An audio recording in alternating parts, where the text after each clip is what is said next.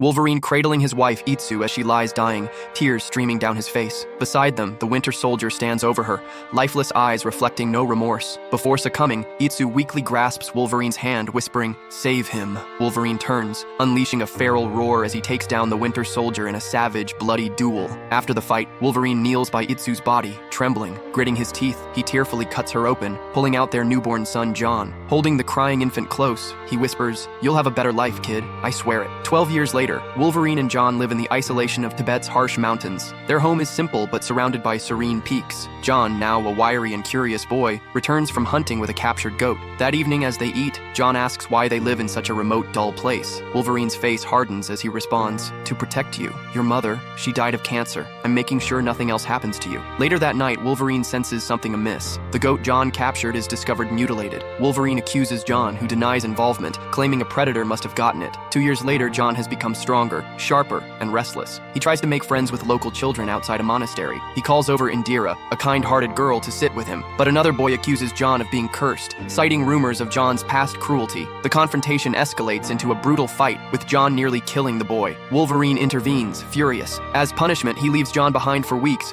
forcing him to take on all the household chores. Before departing, Wolverine sternly questions John about how he managed to cut the boy so deeply during the fight. John insists he doesn't remember, but Wolverine senses something darker beneath his son's calm demeanor. While exploring a cliffside, Indira finds John and warns him that the villagers are plotting to drive him and his father away. Suddenly, Sabretooth appears, smirking. He grabs Indira and hurls her off the cliff, leaving John frozen in horror. Sabretooth taunts him, revealing the truth. Itsu didn't die of cancer. She was murdered, and Wolverine lied to protect him. Enraged, John's bone claws emerge for the first time. He lunges at Sabretooth, stabbing him in the neck. Laughing, Sabretooth tosses John aside, but before he can finish him, Wolverine appears, wielding the Muramasa blade. The ensuing battle is fierce and primal, ending with Wolverine decapitating Sabretooth with a roar of vengeance. Wolverine searches the bottom of the cliff for John, but his son is gone, his scent fading into the distance. Years pass, and John, now calling himself Daken, resurfaces in Tokyo. Hardened by the cruelty of his past, he's transformed into a cold and ruthless man. Working as a hitman for the Yakuza, he quickly rises through the ranks, building a reputation as a feared and cunning enforcer. Eventually, Daken becomes a crime boss himself, ruling Tokyo's underworld with an iron grip.